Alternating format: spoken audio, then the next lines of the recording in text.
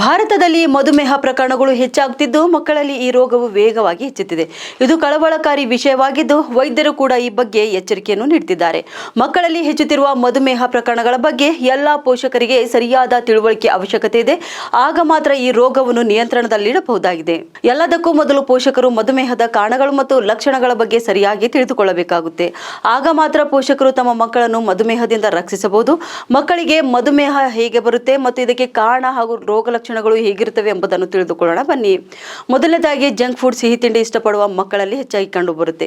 ಸಾಮಾನ್ಯವಾಗಿ ಕೆಲವು ಮಕ್ಕಳು ನೋಡುವುದಕ್ಕೆ ಆರೋಗ್ಯವಾಗಿರ್ತಾರೆ, ಆದರೆ ಅವರು ಮನೆಯಲ್ಲಿ ಮಾಡಿದಂತಹ ಆಹಾರವನ್ನು ತಿನ್ನಲು ಇಷ್ಟಪಡುವುದಿಲ್ಲ. ಹೊರಗಡೆ ಲಭ್ಯವಿರುವ ಫಾಸ್ಟ್ ಫುಡ್ ಮತ್ತು ಪ್ಯಾಕೇಜ್ ಮಾಡಿ ಇಟ್ಟಂತಹ ತಿಂಡಿಗಳನ್ನು ತಿನ್ನಲು ಬಯಸುತ್ತಾರೆ.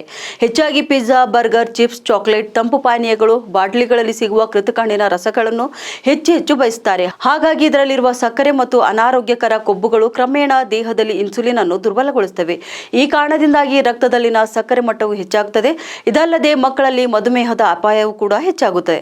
ಇನ್ನು ಎರಡನೇದಾಗಿ ನೋಡಬೇಕಾದ್ರೆ ಮಕ್ಕಳ ಮೇಲಿನ ಒತ್ತಡ ಹಾಗೂ ಕಡಿಮೆ ನಿದ್ರೆ.